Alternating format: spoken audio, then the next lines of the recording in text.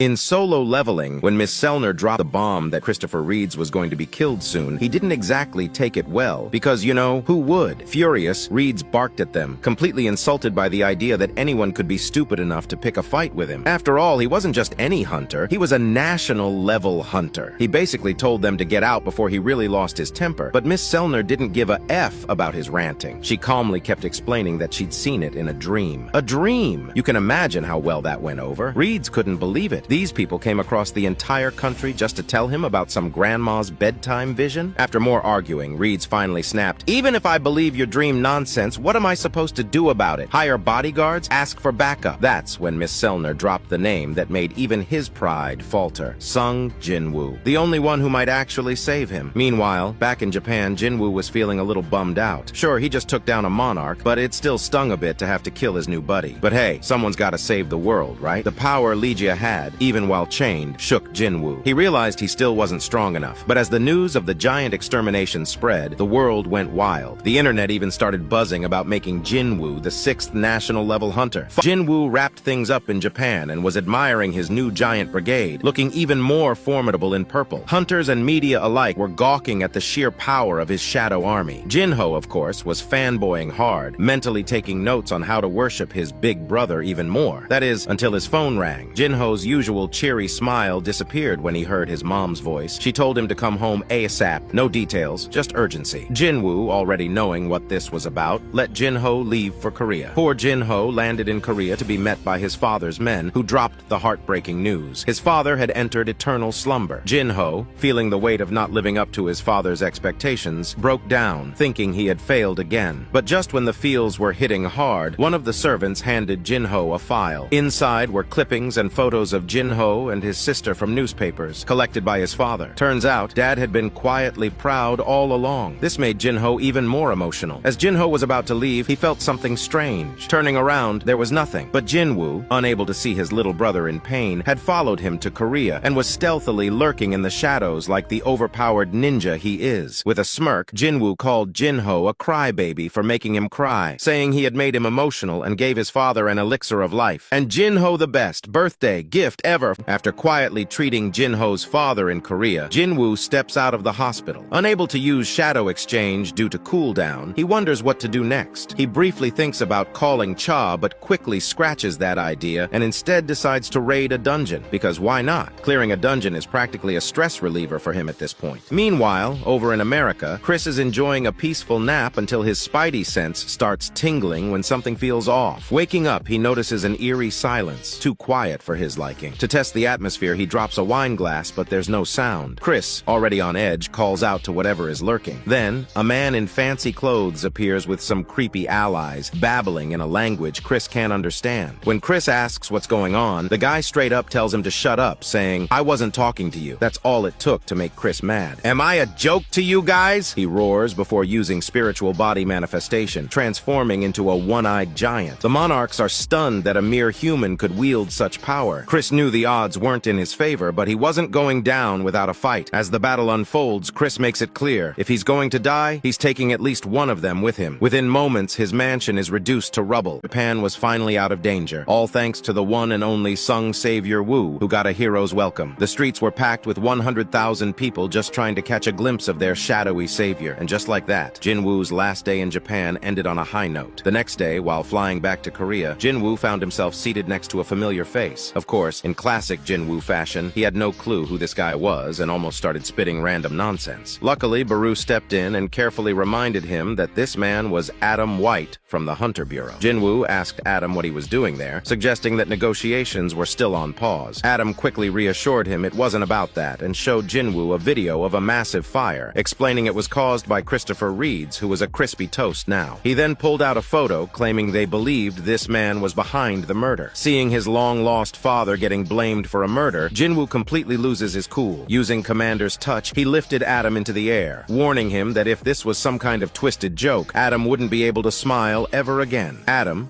clearly terrified, quickly explained that Jinwoo's father had been found in a dungeon, and they suspected he might not even be human anymore. He was just there to give Jinwoo a heads up. The wanted poster of his dad would be circulating at the International Guild Conference, and the secret about his father would soon be impossible to keep under wraps. Jinwoo nearly lost control when Adam showed him a picture of his missing father, claiming he had returned as a monster. Thankfully, Adam managed to bring Jinwoo back to his senses, but Jinwoo was still shaken by the news. After years of searching for his father, hearing that he might now be a threat left him completely bummed out. Adam explained what was coming next, and asked for Jinwoo's cooperation at the upcoming International Guild meeting. Back in Korea, Choi Jong-in was addressing reporters about why Ah-jin Guild had been chosen over Hunter's Guild for the Guild Conference. Surprisingly, Choi wasn't bitter. In fact, he seemed genuinely pleased. He praised Jinwoo, admitting that he was happy to finally see a hunter surpass him, and said America made the right choice by choosing Jinwoo, and he fully supported the decision. Meanwhile, in the Scavenger Guild headquarters in America, Thomas Andre received the news of Jinwoo's upcoming visit. Knowing his subordinate Hwang Dong-soo had a personal grudge against Jinwoo, Thomas wasn't taking any chances. He called Dong-soo in and politely made it very clear that he is not to lay a finger on Jinwoo, though his own version of polite involved terrifying Dong-soo to the point where he'd probably have trouble walking straight. Thomas then suggested Dong-soo take a nice vacation at the guild's vacation house while Jinwoo was around. Though Dong-soo tried to act tough, he eventually left, knowing better than to cross his boss. As Dong-soo left, Thomas told Laura to keep an eye on him because he knew Dong-soo would probably do something stupid anyway. The day everyone had been waiting for finally arrived, the International Guild Conference, where the world's top hunters gathered in America. Among the arrivals was Leonard, Germany's top hunter, who got curious when he saw a huge commotion at the airport. Of course, the center of attention was none other than Jinwoo, swarmed by reporters. Leonard's second-in-command wanted to go say hi to Jinwoo, but as they approached, Leonard suddenly saw millions of soldiers lurking in Jinwoo's shadows. Terrified beyond belief, he wisely decided to back off. Meanwhile, Jinwoo, still handling the press, felt someone's gaze on him. Jinho casually brushed it off, saying it was probably a fan hoping for an autograph. Jinho then turned his attention to Jinchul, teasing him about his useless role as Jinwoo's bodyguard. Just then, Adam appeared up with some of the Hunter Bureau's crew, asking Jinwoo to accompany them. They sent the rest of Jinwoo's crew to the hotel. Alone in the car with Adam, the real conversation began. Adam was trying to convince Jinwoo to move to America, where they were desperately hoping to replace the gap left by Chris Reed's death. To sweeten the deal, he even offered Jinwoo a runestone from Kamish. But while flipping through some photos, something else caught Jinwoo's eye. A picture of Kamish's body, still perfectly intact. He leaned forward and casually asked Adam, "So, you guys kept him all this time? Mind if I drop by and take a look?" Adam White was left completely speechless. The higher-ups were just as stunned, thinking, what could Jinwoo possibly want with a dead dragon? And then it hit them. What if Jinwoo was planning to resurrect Kamish as one of his shadow soldiers? The deputy director immediately shut the idea down, but after losing Chris, they knew turning Jinwoo down wasn't really an option. So they cautiously agreed, deciding to tag along to see what this shadow-raising king was capable of. Soon they found themselves riding an elevator deep into the basement, stepping in front of a massive and equally big corridor leading to a massive steel-reinforced gate. Behind it were the skeletal remains of Kamish, the deadliest calamity humanity had ever faced. To say Jinwoo and the others looked tiny in front of the dragon's colossal bones would be an understatement. They were basically ants in comparison. He used shadow extraction on Kamish, but the first attempt was a fail, but Jinwoo gave it another shot. This time, Kamish's eyes glowed and the room began to rumble. Then came the screech, a terrifying roar so loud it felt like the entire building was shaking to its core. The once-dead dragon was alive again, and Jinwoo had just added the most terrifying creature in history to his army. Jinwoo finally succeeded on his second attempt to summon the legendary dragon Kamish as a shadow soldier. The all-powerful dragon was back in action, though this time with a slick purple hue, but make no mistake, Kamish was still every bit the terrifying force of destruction. One roar from him was enough to obliterate the supposedly indestructible area, leaving the Hunter's Bureau in absolute shock. Kamish, now a loyal servant to his new king, greeted Jinwoo, but things got dicey when the sight of humans triggered him, and he unleashed his most destructive move, Kamish's breath. Just as chaos seemed imminent, Jinwoo stepped in and ordered Kamish to stop, assuring him he no longer had to obey the ruler's commands. As Jinwoo and Kamish exchanged words, everyone around them was left in a state of disbelief. How in the world could a human understand a monster's language? But if they thought that was strange, they were in for an even bigger surprise. Kamish, the legendary calamity dragon, began wagging his tail like an overgrown puppy, eager for Jinwoo's approval. While Jinwoo was impressed by Kamish's strength, his admiration was cut short heart when Kamish expressed gratitude for serving him, even for a brief time, and warned him about the ruler's vessels. Before Jinwoo could react, Kamish's form began to disintegrate. Despite Jinwoo's desperate pleas to the system to save him, Kamish faded away completely, leaving Jinwoo without his most powerful shadow soldier. Just like that, Kamish was gone and returned to nothingness. After failing to keep what could have been his most powerful shadow, Sung Sulky Woo was pretty bummed, but a pity party wasn't his style. Instead, he walks up to Adam and straight up tells him he'll cover all the damages. Before leaving, he goes all Hulk smash on a poor, innocent door frame and reduces the steel frame to rubble. Yeah, maybe he was throwing a little pity party. Jinwoo heads back to the hotel, where Jinchul is waiting for him in the lobby. Jinchul asks why he wasn't picking up his calls, and Jinwoo explains he was somewhere out of reach. But when Jinchul asks, "Have you met with Jinho?" Jinwoo's gut tells him something's wrong. Turns out, while Jinwoo was off playing Shadow Monarch, someone nabbed his little bro, Jinho, and whoever did it is in for a serious beating. Adam promises to help track Jinho down and contacts the Hunter's Bureau. But Jinwoo, with zero patience, doesn't wait around. He summons his shadows and sends them out, commanding them to find Jinho. Regret gnaws at him for not assigning a shadow to guard Jinho earlier, and the thought of losing him is unbearable. Meanwhile, the news of Dong-Su kidnapping Jinho spreads like wildfire through the Scavenger Guild. Thomas Andre, the guild's leader, orders everyone to find Dong-Su and stop him before Jinwoo does. Both sides are on the hunt, knowing full well that if Jinwoo gets to Dong-Su first, things will get real ugly. Follow for more.